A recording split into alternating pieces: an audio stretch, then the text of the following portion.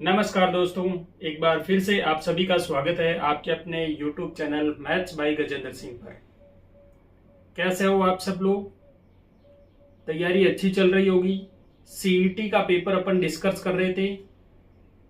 जो 10+2 के पेपर हैं वो अपने चल रहे थे। ग्रेजुएशन लेवल के 4 पेपर थे वो अपन ने डिस्कस कर लिए। 10+2 लेवल के 6 पेपर थे, उनमें से 4 अपन ने डिस्कस कर लिए हैं और आज अपन 5वां पेपर डिस्कस करेंगे। मैथ्स के जो सवाल है बहुत इजी आए हैं। आप लोगों ने देखा होगा पिछले वीडियो में अपन ने सभी सवाल सोल्व किए हैं। बहुत आसान सवाल थे। अगर आप मैथ्स को रेगुलरली डेली 1 या 1.5 घंटा पढ़ते हो तो भी आप सीईटी के सभी सवाल आसानी से कर सकते हो। अब देखेंगे अपन यहाँ प्रत्येक पेपर डिस्कस कर रहे हैं, उससे जो टॉपिक निकल के आ रहे हैं उन टॉपिक पर आपको ज्यादा जोर देना है। जैसे रेगुलरली अपन ने देखा प्रत्येक टॉपिक में अनुपात समानुपात का सवाल मिल रहा है, सरल ब्याज चक्रवर्ती ब्याज का सवाल मिल रहा है। इसी के साथ आप देखोगे टिग्नोमेट्री का एक सवाल मिल रहा है, क्षेत्रमिति से 1 से 2 सवाल मिल रहे हैं, परसेंटेज का सवाल मिल रहा है, प्रॉफिट एंड लॉस का सवाल मिल रहा है, एवरेज का सवाल मिल रहा है और सांख्यिकी के भी 1 या 2 सवाल मिल रहे हैं। तो ऐसा करते हुए 10+2 में लगभग आपसे 15 से 20 सवाल पूछे जा रहे हैं मैथ्स के। ग्रेजुएशन में अपन ने देखा था कि वहां पर आपसे 5 सवाल पूछे गए थे मैथ्स से। बहुत बड़ा रोल है मैथ्स का। प्रत्येक सब्जेक्ट को पढ़ने से पहले आपको मैथ्स पढ़नी रहती है। प्रत्येक सब्जेक्ट से मैथ रिलेटेड है। तो हम मैथ्स के पेपर को डिस्कस करेंगे पूरा। साथ ही साथ सीईटी की तैयारी आप अच्छे से करें। 40% का कह रखा है मिनिमम। 40% अगर आप अच्छे से तैयारी करते हो तो आपको आसानी से आ जाएंगे। हम देखेंगे जो 5वां पेपर है 10+2 का, उस पेपर का कोड आप नेट पर देखोगे तो मिलेगा आपको 134E नाम से। इस पेपर को डाउनलोड कर लें और इस पेपर को आप जब सोल्व करोगे तो मैथ्स के जितने सवाल हैं वो सभी सवाल का सॉल्यूशन आपको मिल जाएगा। इस पेपर में 4 नंबर सवाल है और वो 4 नंबर सवाल पर ये कह रहा है कि एक वर्ग के विकर्ण की लंबाई 20 सेंटीमीटर है। अब वर्ग क्या होता है? वर्ग होता है जिसकी चारों भुजाएं बराबर हो। चारों भुजाएं बराबर होगी मतलब भुजा कितनी? ए मान लेते हैं।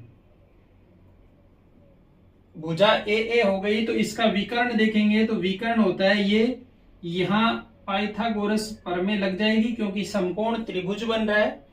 तो ए और ए कर्ण निकाल लेंगे, ये मिलेगा √2a। ध्यान रखना सभी, ये होगा √2a। यहां अपन देखेंगे सवाल कह रहा है कि वर्ग का विकर्ण जो है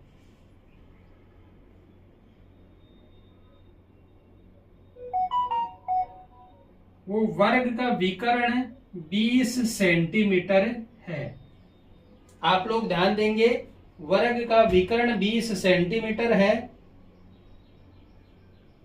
और आपसे पूछा है कि इस वर्ग का परिमाप क्या होगा। विकर्ण हमें पता है √2a होता है। a इसकी भुजा 20 के बराबर करेंगे, यहां से a आएगा 20/√2। √2 से ऊपर नीचे गुणा कर दो। √2 का गुणा √2 से करेंगे तो 2 हो जाएगा। 2 का भाग 20 में जाएगा 10 बार, ये हो गया 10√2। सेंटीमीटर में है तो सेंटीमीटर हो जाएगी। भुजा का मान आ गया 10√2। परिमाप अपने को पता है, परिमाप होता है 4 × भुजा। परिमाप में हमेशा पता है कि ये बाहर की जो दीवार है, इस बाहर की दीवार की लंबाई अपने को निकालनी रहती है। प्रत्येक भुजा को 4 बार जोड़ लो या सीधा 4 से गुणा कर दो तो 4 × भुजा। भुजा का मान हमें पता है, 4 × भुजा का मान है 10√2। फाइनली आंसर आ गया 40√2। इकाई सेंटीमीटर में दे रखी है तो सेंटीमीटर में ही होगी।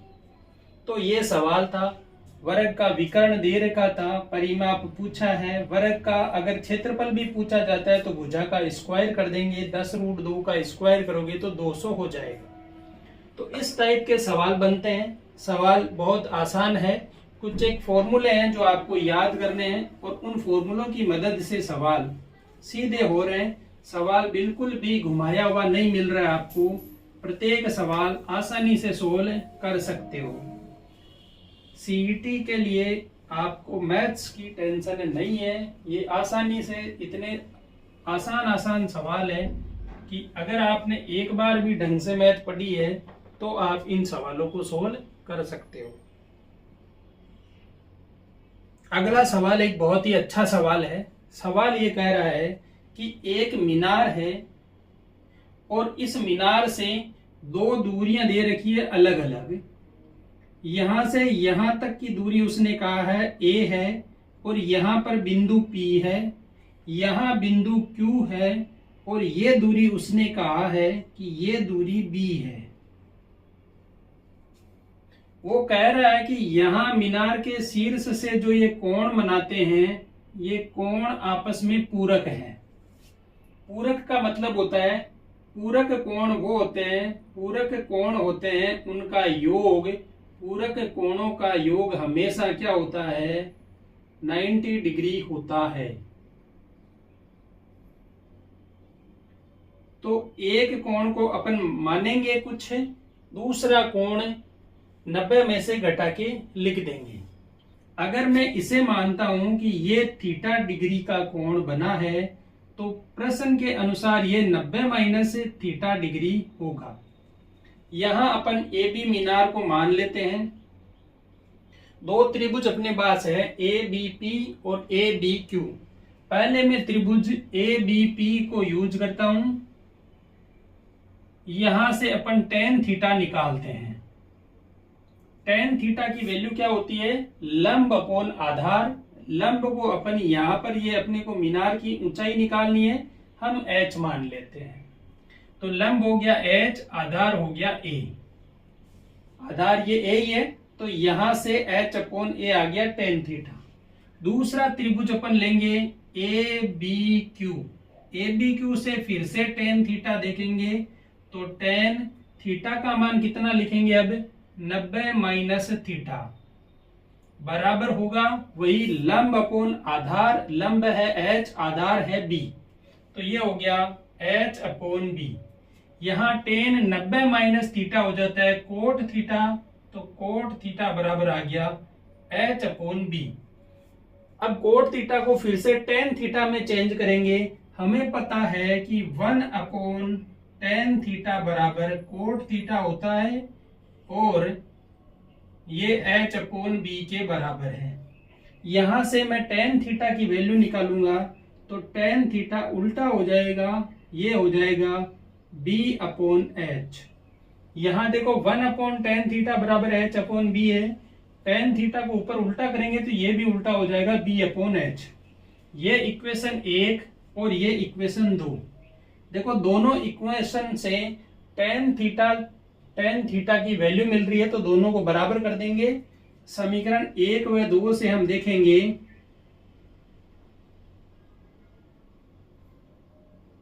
ये h अपॉन a बराबर होगा b अपॉन h के।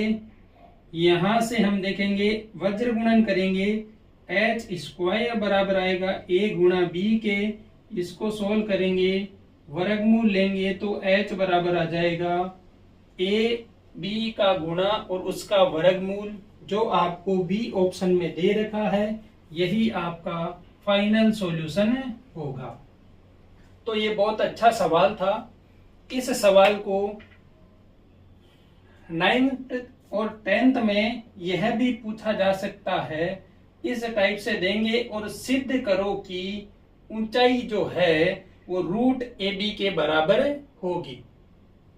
वैसा सवाल भी बनता है लेकिन अपने यहाँ पर सवाल बना है वो बहुत अच्छा है। याद रखना, ये A हो, ये B हो, ये पूरक हो तो ऊंचाई जो है वो रूट AB के गुणनफल के बराबर होती है।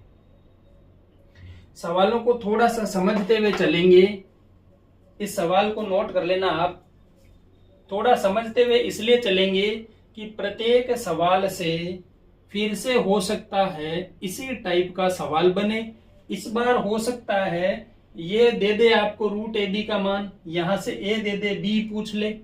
तो हमें कंसेप्ट को समझना है और अपने माइंड में सेट करना है कि इस टाइप का सवाल बनता है तो ये चीजें बनेगी। अब जो चीज वहां से मिस है उस चीज का फॉर्मूला यूज कर लेंगे। जैसे यहां पर अगर कुछ नहीं ये दे रखा ए बी एच दे दिया, थीटा का मान दिया, तो ये अगर कोण पूछे तो हम सीधा 90 माइनस थीटा लिख देंगे और सॉल्यूशन मिल जाएगा। तो वो आप ध्यान रखना थोड़ा सा, जिससे सवाल जल्दी सोल्व हो जाएंगे। बाकी पूरा मेथड लगा के तो आप कर ही लोगे।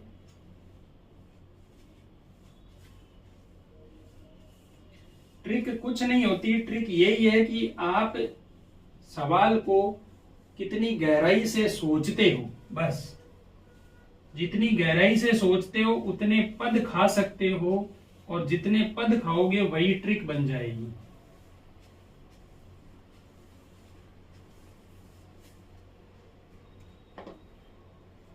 अगला सवाल देखो।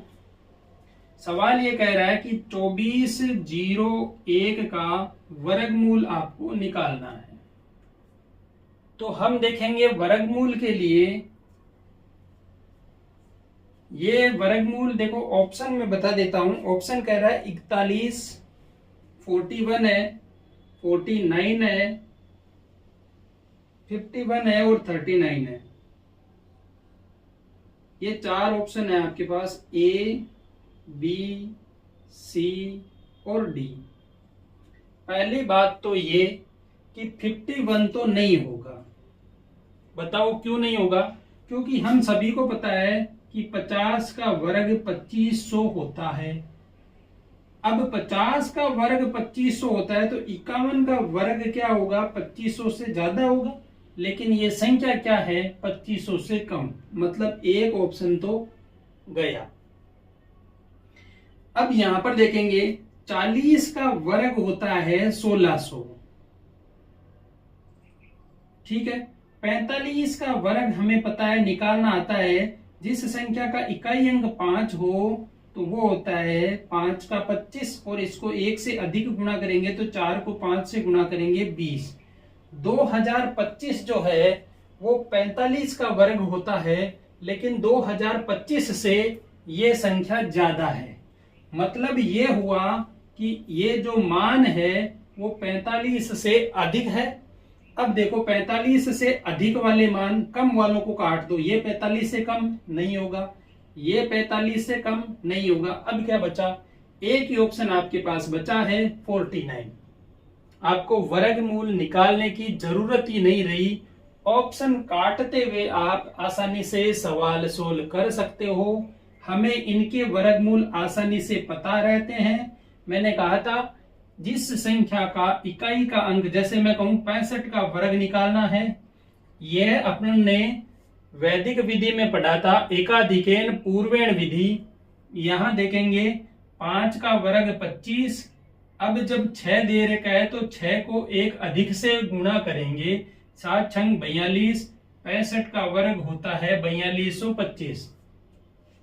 5 वाला आसानी से निकाल सकते हो, 0 वाला आप आसानी से निकाल ही सकते हो। ये 3 वर्ग आप निकाल के देख लो, इनमें से बीच में कहां पर संख्या आ रही है। तो ये संख्या अपन देखेंगे 2500 से छोटी है, 4500 से बड़ी है। तो यहाँ 45 से 50 के बीच में संख्या कुछ होगी। इन ऑप्शन में देखेंगे 45 से 50 के बीच की संख्या कौन सी है? सिर्फ और सिर्फ 49 ऑप्शन में है, तो 49 सॉल्यूशन हो जाएगा। एक बात तो ये। अब अपन सॉल्यूशन करते हैं कि वर्गमूल निकाल भी लेते हैं। आप कहोगे हमें तो ये नहीं आता है, वर्गमूल बताओ कैसे निकालेंगे। वर्गमूल निकालने के 2 तरीके हैं, या तो इसे गुणनखंड में बदल लो, या सीधा सा फॉर्मेट अपन ने देख रखा है। पहले इस संख्या के 2 के जोड़े बनाने हैं। इस तरफ से जोड़ा बनेगा 1 और ये 1, 2 जोड़े बन गए। अब देखो 24 या 24 के बराबर या इससे छोटा कोई संख्या है जिसका वर्ग होता है, 4 का वर्ग 16 हो जाता है, 5 का वर्ग 25 हो जाता है, ज्यादा हो गया, हम 4 का वर्ग लेंगे। मैंने कहा था 4 को 3 बार लिखना है, 1, 2 और 3 बार। 4 को 4 से गुणा करके यहां लिखना है 16। इन दोनों को जोड़ना है, इसको घटाना है। 4 और 4 कितने हो गए? 8। यहाँ 24 में से 16 जाएंगे तो कितने बचेंगे? 8 बचेंगे। फिर से ये पूरा पद एज इट इज नीचे आएगा, 0 और 1 दोनों एक साथ में। अब 8 को ऐसी संख्या से गुणा करेंगे जहां पर अपने को 801 हो जाए। अब यहाँ फिर से आप ऑप्शन चेक करोगे, 4 के साथ ऑप्शन कौन सा है? या तो 1 या 9, क्योंकि अपने ऑप्शन में 41 और 49 दो ही है। 1 से गुणा करेंगे तो 81 आएगा, जो इसके बराबर नहीं है। 9 से गुणा कर लेते हैं, 9 को 9 से गुणा करेंगे 81, हाथ की होगी 8, 9 72 और 8 80, जो 801 हो रहा है। ये 3 बार लिखना होता है, 1, 2 और 3। इनको घटाएंगे तो शेषफल 0 आ रहा है, मतलब 49 क्या है? इसका वर्गमूल है, और यही आंसर हो जाएगा। वैसे भी अपन ने चेक किया था, 49 अपने पास सॉल्यूशन आ रहा था। अगर किसी को ये मेथड अच्छा लगता है तो आप इस मेथड से भी कर सकते हो।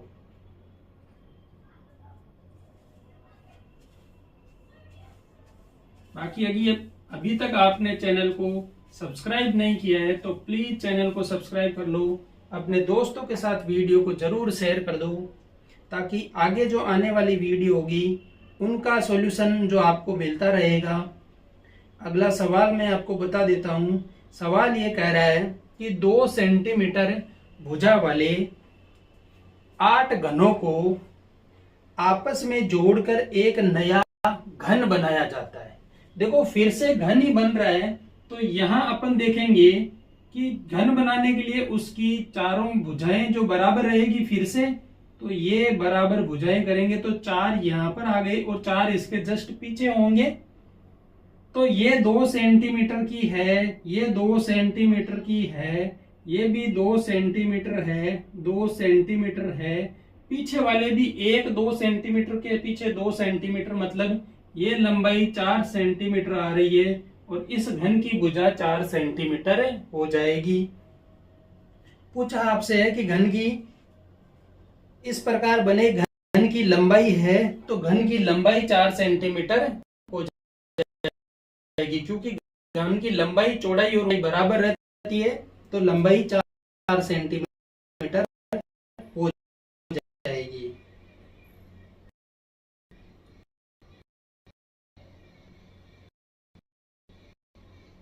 सवाल को बताया जा रहा है, लेकिन अगर आप अभी तक भी चैनल को सब्सक्राइब नहीं कर रहे हो तो फिर ये आपकी गलती समझी। बाकी चैनल को सब्सक्राइब करने के करेंगे, सब्सक्राइब करोगे तो आपको नोटिफिकेशन मिल जाए। और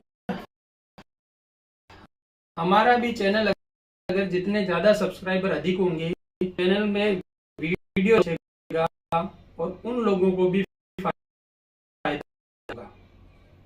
तो आप जल्दी से एक बार के लिए, अगर एक तार को 2 टुकड़ों में काटा जाए, बड़ा टुकड़ा तार की लंबाई का 60% है, तो बड़ा टुकड़ा छोटे टुकड़े से कितने प्रतिशत लंबा है?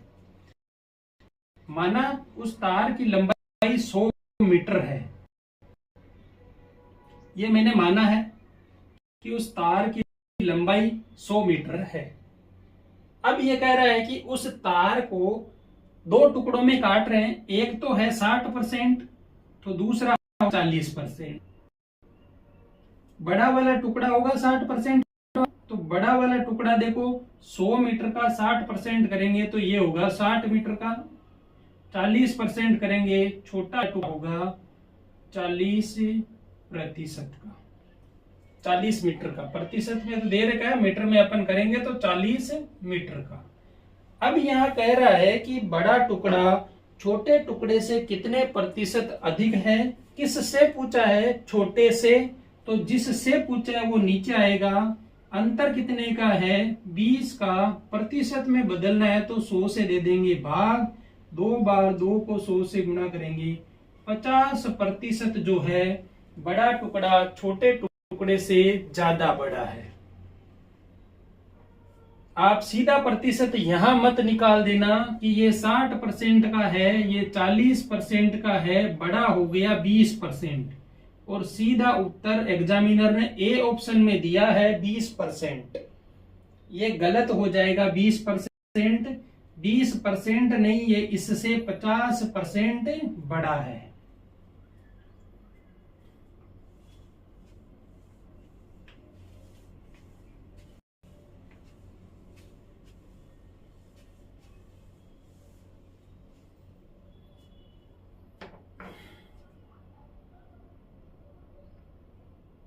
अच्छे सवाल पूछे गए हैं सभी। अगला सवाल कह रहा है कि मूलधन आपसे दिया है, मूलधन वो कह रहा है 4800 रुपए है। दर उसने दी है, दर कह रहा है कि दर आपकी 5% वार्षिक, और समय दिया है 2/1/2 वर्ष। मतलब ये समझेंगे कि ये कितना हो गया 2.5 वर्ष। ब्याज पूछा है, इससे आसान सवाल बन ही नहीं सकता। 4800 ब्याज का सूत्र आपको पता है, समय इंटू मूलधन इंटू दर बटा 100। तो इन सब का आपस में गुणा करना है, बट्टा लगाना है 100 से, पॉइंट हटेगा 10 आ गया नीचे, 2 0 से 2 0, 5 से ये गया 2 बार, 2 से ये गया 24 बार। 24 को 25 से गुणा करो, 24 को 25 से गुणा करेंगे, 25 चौके 100, 10 हो गई, 25 दूना 50 और 10 60, 600 रुपए ब्याज के बनेंगे। बहुत अच्छा क्वेश्चन था, सबसे पेपर का सबसे आसान सवाल था। कुछ सवाल हैं बहुत अच्छे और उन सवालों के सॉल्यूशन भी बहुत आसान है। ये सिर्फ लॉलीपॉप सवाल अपन कह सकते हैं इनको, क्योंकि ये सवाल प्रत्येक व्यक्ति करेगा। इन सवालों को प्रत्येक व्यक्ति करेगा और इनसे कोई आपको ना नुकसान होगा ना फायदा होगा। जो सवाल प्रत्येक स्टूडेंट कर सकता है, उस सवाल का होना या नहीं होना कोई फर्क नहीं। अगला ये कह रहा है देखो कि एक कक्षा के विद्यार्थी को पंक्ति में खड़ा करते हैं। यदि पंक्ति में 3 विद्यार्थी अधिक कर दें तो एक पंक्ति कम हो जाती है, तथा यदि पंक्ति में 3 विद्यार्थी कम कर दें तो 2 पंक्तियां बढ़ जाती है कक्षा में विद्यार्थी की संख्या। देखो अपन समझेंगे, इस सवाल को समझो। एक कक्षा है, उसमें विद्यार्थी है, इनको देखो समान विद्यार्थी है। मैं कह रहा हूं कि एक पंक्ति में 5 विद्यार्थी है। ऐसी मैंने 3 पंक्तियां बनाई तो कितने विद्यार्थी होंगे? 3 का गुणा करेंगे 5 से, 15 विद्यार्थी हो गए। देखो 5 10 और 15 विद्यार्थी हो गए। अब सवाल ये कह रहा है कि प्रत्येक पंक्ति में 3 विद्यार्थी जोड़ते हो तो एक पंक्ति कम हो जाती है। मतलब यह कि इस एक पंक्ति को हटाना है और इसके स्टूडेंट यहां पर जोड़ने हैं। 3 विद्यार्थी जोड़ने हैं, तब 6 विद्यार्थी जोड़ेंगे, लेकिन यहाँ तो 5 ही है, तो ये फॉर्मेट सही नहीं बैठ रहा है। आपको देखना है कि कौन सा फॉर्मेट सही बैठेगा। तो या तो आप इस सवाल को बाई ऑप्शन करेंगे और बाई ऑप्शन ही सबसे बेस्ट रहेगा। ऑप्शन दे रखा है 34 दे रखा है। 34 में आप देख लो कि इसकी पंक्तियां और कितने पंक्ति में विद्यार्थी होंगे। अगर ऐसा नहीं करते हो तो हम मान लेते हैं प्रत्येक पंक्ति में, मैंने अभी कितने लिए, एक पंक्ति में 5 विद्यार्थी लिए, 3 पंक्तियां ली। हम कहेंगे प्रत्येक पंक्ति में विद्यार्थियों की संख्या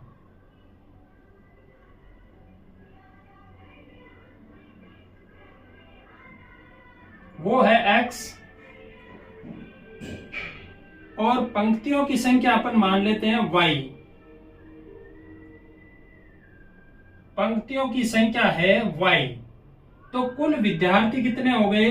कुल विद्यार्थी आपके अब देखो अगला सवाल क्या कह रहा है कि एक कक्षा में विद्यार्थियों को पंक्तियों में खड़ा करना है।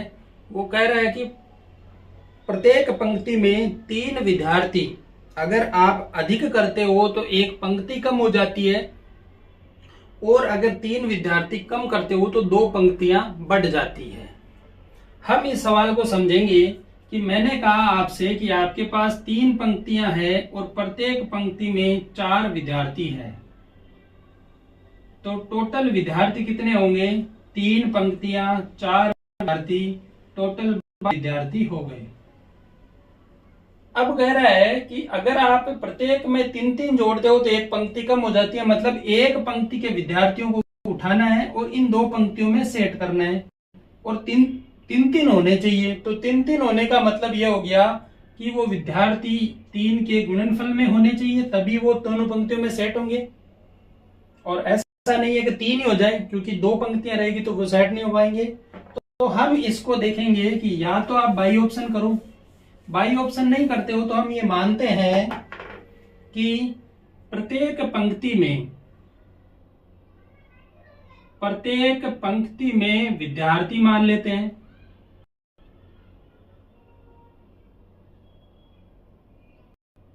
वो x है और पंक्तियों की संख्या है वो y है।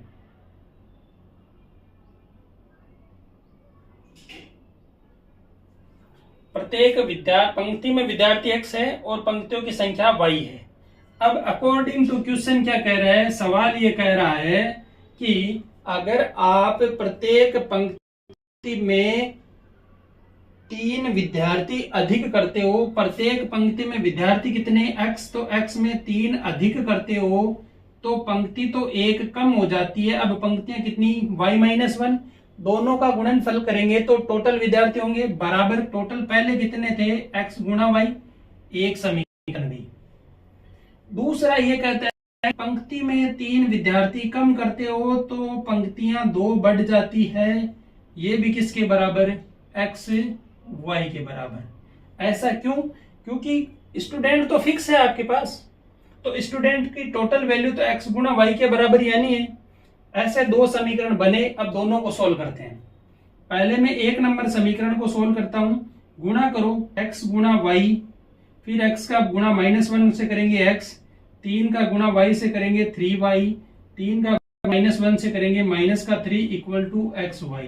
xy से xy कैंसिल, यहां से आएगा माइनस का x प्लस का 3y equal to -3, equal to से ले जाएंगे तो प्लस का 3 हो जाएगा। समीकरण नंबर 3 बन गई।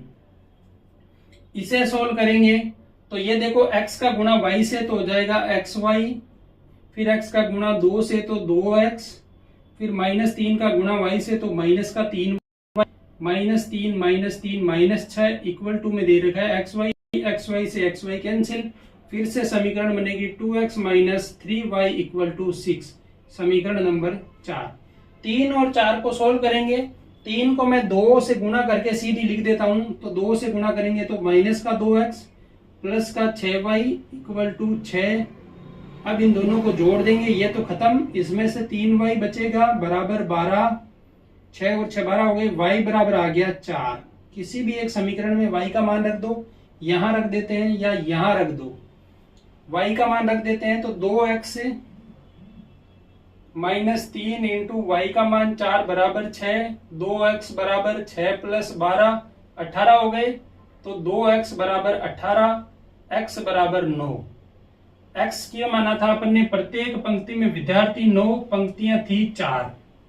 अब फिर से चेक कर सकते हो आप इस सवाल को, ये फॉर्मेट लिख लेना सारा। फिर से चेक करते हैं। प्रत्येक पंक्ति में 9 विद्यार्थी थे, पंक्तियों की संख्या 4 थी। अब देखो वो कह रहा है कि पंक्ति से 3 विद्यार्थी अधिक करो। प्रत्येक पंक्ति में 9 है, अब विद्यार्थी कितने करो? 3 अधिक, तो 9 और 3 कितने हो गए? 12। टोटल विद्यार्थी कितने हैं? 9 चौके 36, 36 विद्यार्थी आपके पास है। ऑप्शन 36 वाला सही होगा, सी ऑप्शन में है। यहां अपन देखेंगे 3 विद्यार्थी प्लस करेंगे तो अब प्रत्येक पंक्ति में 12 विद्यार्थी होंगे। 36 में 12 का भाग दो, 3 पंक्तियां बनेगी, इससे एक कम हो गई। प्रत्येक पंक्ति में 3 विद्यार्थी कम करो, तो 3 कम करेंगे तो विद्यार्थी कितने होंगे? 6। अब 36 में 6 भाग 2, 6 बार जाएगा, पंक्तियां 6 हो गई, 4 से 2 प्लस हो गई। जैसा सवाल कह रहा है वैसा हो रहा है। यहाँ पर 1 माइनस हो गई, यहाँ पर 2 प्लस हो गई, यहाँ से यहाँ 3 प्लस किया, यहाँ माइनस किया है। तो अकॉर्डिंग अपन देखते हैं, और ये पूरा फॉर्मेट भी दिया, आप देखते हो, बाई ऑप्शन भी कर सकते हो और ऐसे भी देख सकते हो। बाकी ये कैलकुलेशन इतनी मैंने की है आपको समझाने के लिए, आप जल्दी से भी कर सकते हो। एक्स वाई मानी और सीधा अकॉर्डिंग इक्वेशन है जिनको आप जल्दी से जल्दी सॉल्व कर सकते हो। पीटी का पेपर बहुत अच्छा था, लेवल भी बहुत अच्छा है। अगला सवाल आपके पास सवाल दे रखा था कि sine A plus cos A equal to M है और sine cube A plus cos cube A equal to N है। तो आपसे 4 इक्वेशन ऑप्शन में दी है और आपसे पूछा है कौन सी सही है। यहां अपन देखेंगे, इसका एक बार मैं क्यूब करता हूं। क्यूब करेंगे तो ये होगा a प्लस बी का होल क्यूब। तो मैं इसे होल क्यूब को खोलेंगे तो क्या होगा? होल क्यूब खोलेंगे तो a cube plus B cube plus 3ab होगा। देखो a प्लस बी का होल क्यूब खोलते हैं तो आएगा a cube plus cube plus A B कोष्टक a प्लस बी। ये लगाएंगे यहां पर तो होगा sine cube a plus cos cube a plus 3 sine a cos a sine a plus cos a equal to m है, तो m का हो जाएगा क्यूब। यहाँ sine cube a plus cos cube a का मान क्या है? n। इस फॉर्मेट का मान कितना हो गया? n plus 3 sine a cos a, और इस फॉर्मेट का मान यहां से हो गया m, इंटू आ गया m इक्वल टू हो गया m का क्यूब। अब अपने साइन a को गुणनफल, तो यहां अपन देखेंगे इसका करेंगे वर्ग। जब इसका वर्ग करेंगे तो a प्लस बी का होल स्क्वायर, वो होगा a का स्क्वायर प्लस b का स्क्वायर प्लस 2ab, और वो इसका भी स्क्वायर तो m स्क्वायर के बराबर हो जाएगा। Sine square plus cos square 1 हो जाता है। यहां से 2 साइन कोस a बराबर हो जाएगा m स्क्वायर माइनस 2 से भाग देंगे तो ये 2 यहाँ आ जाएगा। इसकी वैल्यू अपन यहां से देख लेंगे तो ये हो जाएगा n plus 3 m square minus 1/2 into m equal to m cube. यहाँ देखो 2 का एलसीएम देंगे, इस तरह देंगे तो ये हो जाएगा 2n plus 3m square into m, तो m क्यूब, ये 3m से गुणा होगा तो माइनस का 3m इक्वल टू हो जाएगा 2m क्यूब।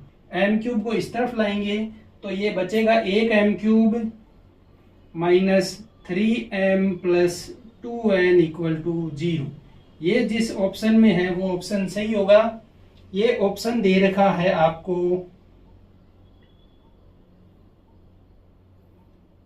ए ऑप्शन में है m cube minus 3m plus 2n equal to 0। A option right हो जाएगा।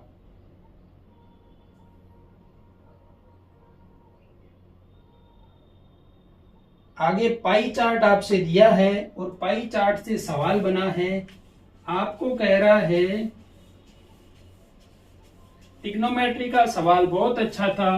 इस टाइप में इसमें 2 कंसेप्ट आपको यूज करने थे, तब आपको वैल्यू मिलेगी। पाई चार्ट कह रहा है कि कार्बन डाइऑक्साइड CO2 उत्सर्जन करते हैं और सभी मिलके 5 mmT उत्सर्जित करते हैं। टोटल कितनी है? 5 mmT है। पाई चार्ट में 100% का बात बोली है, 100% की, तो 100% देखेंगे। पूछ रहे घरेलू क्षेत्र से कितनी निकल रही है? घरेलू क्षेत्र से 15% निकल रही है। 15% निकल रही है, 100% का मान 5 है, तो 5 का मान 100 के बराबर 15% का मान निकालेंगे। ये इससे 20 बार 15/20 काटेंगे 3/4 जो कि 0.75 MMT आएगी। ये घरेलू क्षेत्र से CO2 निकलती है। पाई चार्ट वाला सवाल पूछा था, बहुत ही आसान सवाल आपको देखने को मिलेगा। इसके बाद आगे सवाल अपना कह रहा है, पाई चार्ट भी देखो परसेंटेज से रिलेटेड आ गया। आगे सवाल कह रहा है कि एक घड़ी 1440 रुपए में बेचने पर 10% की हानि होती है, तो उसे कितने में बेचेगी 15% का लाभ हो जाए। देखो 1440 में बेचा तो 10% की हानि मतलब 90% का मान ये है, और आपको 15% प्रॉफिट चाहिए तो 115% का मान निकालना है। 1440 में भाग दे दो 90 का गुणा कर दो 115 से, जो बराबर है उसको बराबर करेंगे, भाग देके 1 का मान आएगा, 115 से गुणा करेंगे तो 15% लाभ का मान आ जाएगा। ये इससे कट गया। 9 से ये कितनी बार जा रहा है, 16 बार कट रहा है। 16 144, 115 को 16 से गुणा करो, 16 5 80, हाथ की 6, 16 और हाथ की 8, 16 और 8 24, हाथ की 2, 16 और 2 18, 1840 रुपए में अगर आप उसे बेचते हो तो आपको 15% का लाभ होगा। प्रॉफिट एंड लॉस वाले सवाल तो बहुत इजी आए हैं आपको। अगला सवाल देखो, फिर से क्षेत्रफल का सवाल आया है। सवाल ये कह रहा है कि एक 56 सेंटीमीटर परिधि वाले वृत्त का क्षेत्रफल क्या होगा। परिधि दे रखी है, वृत्त की परिधि आप सभी को पता है 2πr होती है, ये 56 के बराबर दी है। 2 × 22/7 × r बराबर 56 है। यहां से देखेंगे 2 से ये कटेगा 28 दूआ 56, फिर से ये 11 बार और ये गया 14 बार। r आ गई 14 × 7/11। आपसे पूछा है कि क्षेत्रफल बताओ, तो क्षेत्रफल होता है पाई r², पाई का मान 22/7, r का मान है 14 × 7/11। स्क्वायर करने हैं तो 2 बार गुणा कर दो। मैंने टुकड़े में इसलिए रखा है काटने में आसानी होगी। देखो 7 से 7 गया, 2 बार ये कट गया, नीचे तो 11 बचा है, ऊपर देखो 14 × 2 28, इसका गुणा 14 से गुणा 7 से बटा 11, इसका गुणा करेंगे आप तो आपको मिलेगा, देखो ये 14 7 98, 28 को गुणा करेंगे 98 से, फिर से 11 का भाग देंगे। 98 से या तो सीधा गुणा कर लो या इसे 100 - 2 लिख के भी कर सकते हो, वैसे करते हो तो बाकी ये 2744/11 भाग देंगे 22, 11 का भाग तो ये जाएगा 249.4545, ये सेंटीमीटर स्क्वायर होगा, क्योंकि सेंटीमीटर में मान दिया है। ये ऑप्शन आपका कौन सा मिलेगा, बी ऑप्शन आपका मिलेगा। तो ये सवाल था। अगला सवाल कह रहा है कि एक संख्या जो है 23 संख्याओं का औसत आपको दिया है कि 23 संख्याओं का औसत 27 है, प्रत्येक 21 है। 23 संख्याओं का औसत दिया है 21 है, प्रत्येक संख्या को 2 से गुणा कर दिया जाए तो नया औसत क्या होगा। तो नया, प्रत्येक संख्या के साथ जो छेड़छाड़ की जाती है वही छेड़छाड़ आप औसत के साथ कर दो। प्रत्येक संख्या को 2 से गुणा किया है तो औसत को भी 2 से गुणा कर दो, वही संख्या आएगी। 21 का 2 गुना होगा 42, तो नया औसत होगा 42।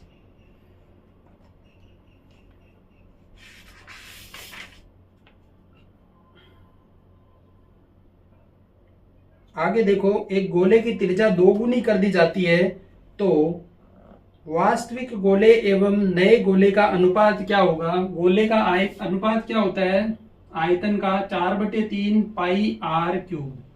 नए वाले की पुराने का पूछा है, फिर नया का पूछा है, तो ये भी 4/3 πr नए का क्यूब। ये 4/3 एग्जिट कैंसिल हो जाएगा। आर का क्यूब अपॉन स्मॉल और कैपिटल, पुरानी वाली तो एग्जिट है, नई वाली 2 गुनी हुई है, तो ये तो रहेगी आर क्यूब, ये होगा 2r का क्यूब, जो कि 1/8 होगा, मतलब 1:8 हो जाएगा।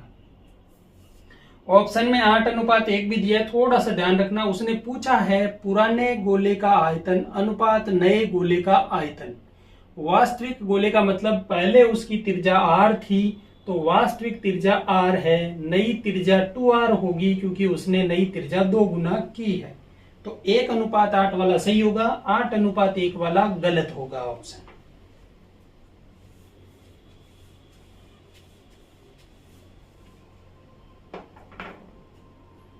अब देखो आगे दिया है कि एक समीकरण दी है आपको, 4 समीकरणें आपसे दे दी और पूछा है कि एक रूट आपको दिया है कि 5 - √2 एक मूल है,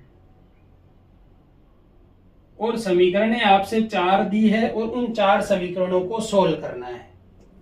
तो हमें या तो देखना है कि एक रूट ये है तो दूसरा रूट इसमें से क्या होगा, माइनस प्लस का फर्क होगा, रूट वाला है, लेकिन अपने को वैसे नहीं करना है, ऑप्शन ए लेके चलते हैं।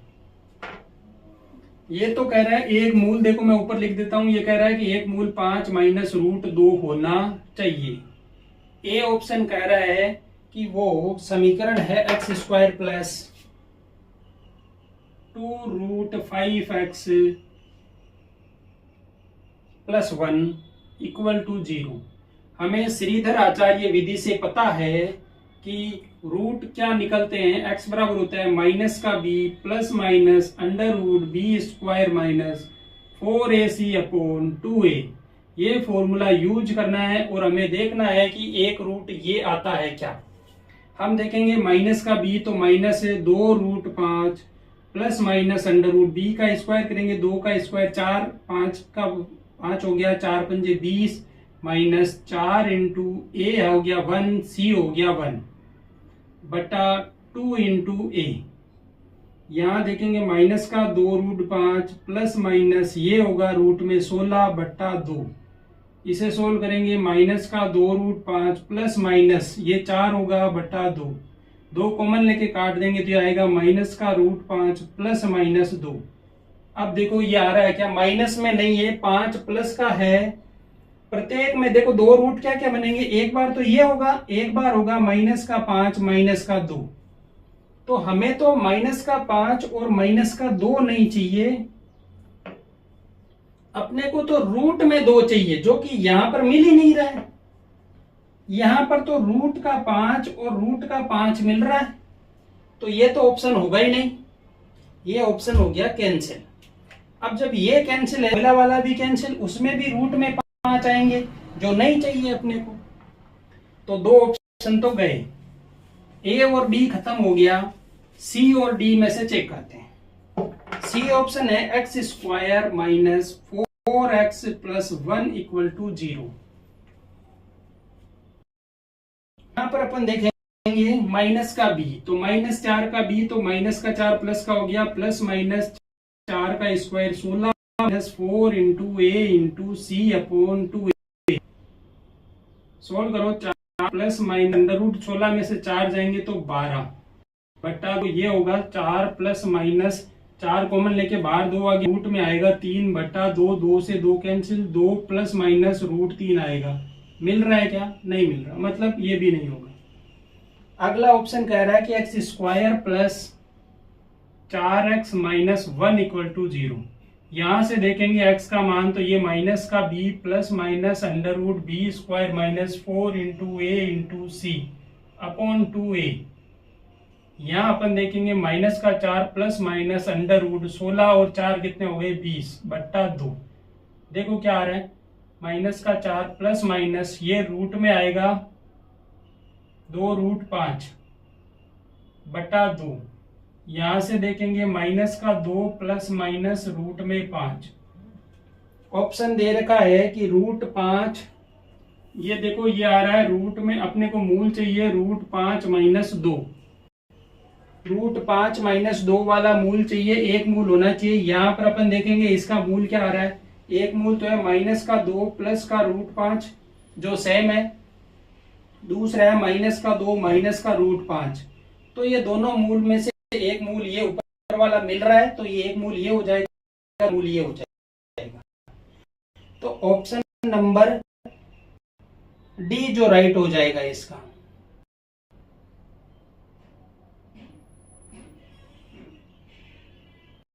आगे एक अच्छा सवाल दिया है, देखो आप लोग सोचने पर मजबूर हो जाओगे। एक सीरीज है और आपसे पूछा है कि अगला पद क्या होगा।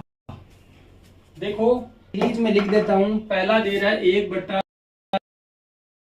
दे रहा है वो 1/2, फिर आगे दे रहा है 1/2√3, फिर आगे दे रहा है वो 1/2√, फिर आगे दे रहा है वो 1/6√2, और यहां से पूछा है कि क्या होगा।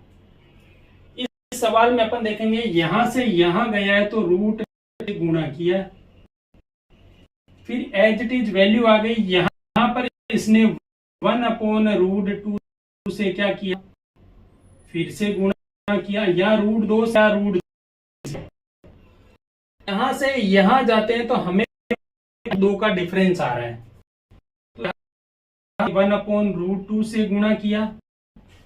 अब यहां सोचने वाली बात है कि ये 2 आ रहा है और 6, लेकिन एक के लिए समझेंगे ये पद क्या है, 1/2 √2√3, √6 हो रहा है।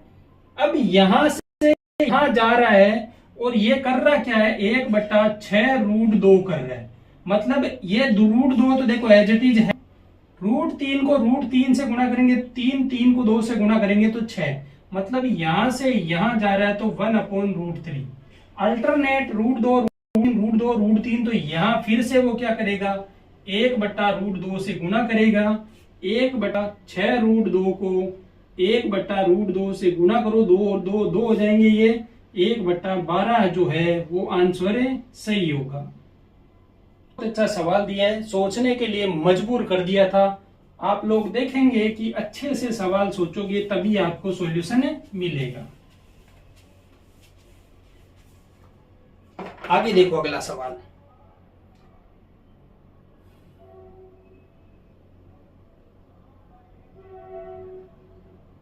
सवाल ये कह रहा है कि दो बिंदु आपको दिए हैं x और y, ये कह रहा है कि एक 7,6 है, दूसरा बिंदु आपका -3,4 है, और कह रहा है y अक्ष पर कोई एक बिंदु है और उस बिंदु से समान दूरी पर ये बना हुआ है।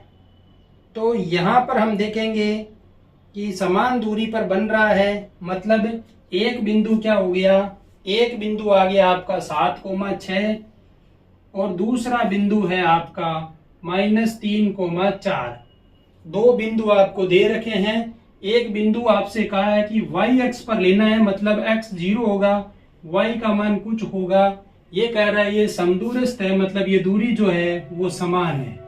समान दूरी है तो दूरी सूत्र लगा के बराबर कर देंगे, y माइनस y1 का स्क्वायर प्लस 0 माइनस 7 का स्क्वायर, ये बराबर होगी 4 माइनस y के स्क्वायर के प्लस माइनस का 3 माइनस 0 का स्क्वायर। अब देखो यहां पर अपन देखने को मिलेगा इसे करेंगे बराबर, ये क्या हो रहा है, y स्क्वायर प्लस 6 दूनी 12y माइनस का आएगा 12y प्लस 36 प्लस यहाँ हो जाएगा 7 7 49 इक्वल टू ये होगा y square minus 8y plus 16 plus 9। यहाँ से y स्क्वायर कैंसिल, 12y का इस तरफ पक्षांतरण करेंगे तो होगा 4y, 36 और 49 इस तरफ 25 आएगा, तो ये कितना हो रहा है, एक इसको दे दो 50, 50 में से 25 जाएंगे तो 25, 35 और 25 कितने हो गए 60, y बराबर आ गया 15। ऑप्शन होगा 0,15। ये एक बिंदु होगा जो बिंदु आपको इन दोनों बिंदुओं से समदूरस्थ होगा।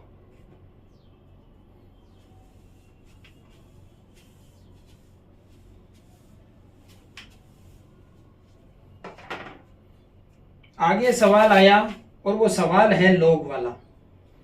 125 की पावर है लॉग में बेस 25 और 5 दे रखा है। देखो बेस जितना होता है हम उसको भी उतना बनाने की कोशिश करेंगे।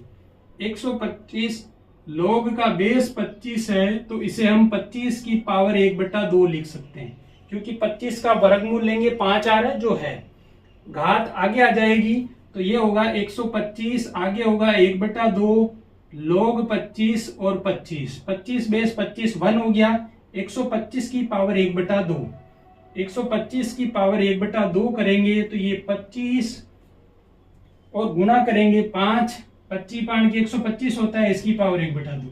25 का वर्गमूल हो जाएगा 5 और 5 का रूट हो जाएगा √5। 5√5 इसका आंसर हो जाएगा। लोग वाले सवाल अच्छे आए हैं। प्रत्येक सवाल जितने भी पेपर में देखा है बहुत अच्छा सवाल पूछा है। थोड़ा सा तैयारी करोगे तो बन जाएंगे। अगला सवाल ये कह रहा है कि एक बिंदु पर कितने डिग्री का कोण बनाया जा सकता है। तो एक बिंदु पर आप प्रत्येक कोण देखोगे तो ये चारों तरफ के कोण देख के कितना होगा, 360 डिग्री के कोण बनाए जा सकते हैं। कुल योग 360 होगा। इसके बाद सवाल नंबर बहुत अच्छा सवाल पूछा है, चतुर्था अनुपाती आपसे पूछा है कि चतुर्था अनुपाती आप निकालो।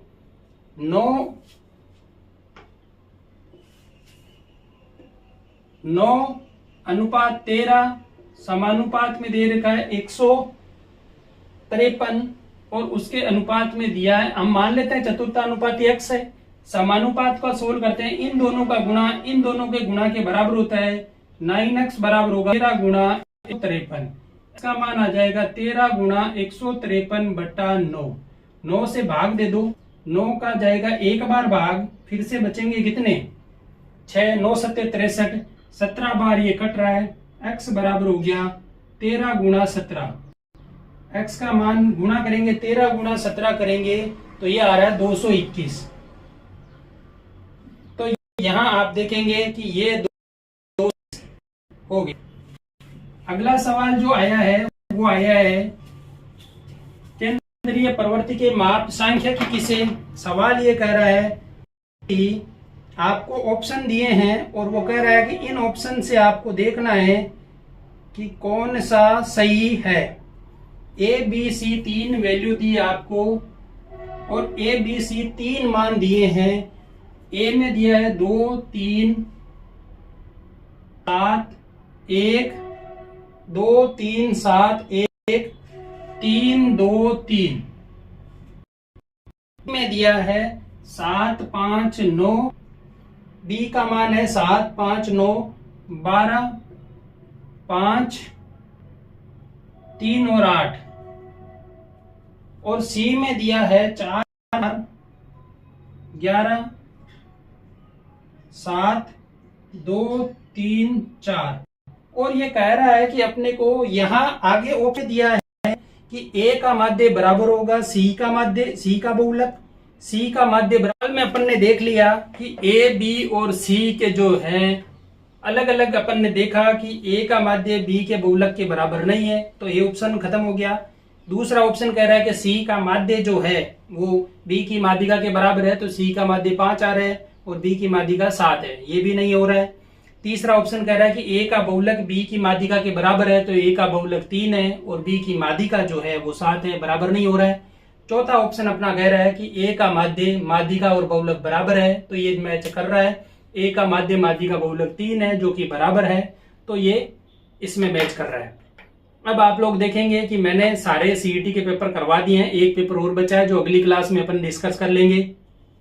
आप लोगों का दायित्व है कि आप लोग ज्यादा से ज्यादा वीडियो को शेयर करें और अपने दोस्तों से भी कहें कि सीईटी की तैयारी के लिए मैथ्स का जो सभी सिलेबस पूरा है वो अपन यहाँ पर करवा रहे हैं।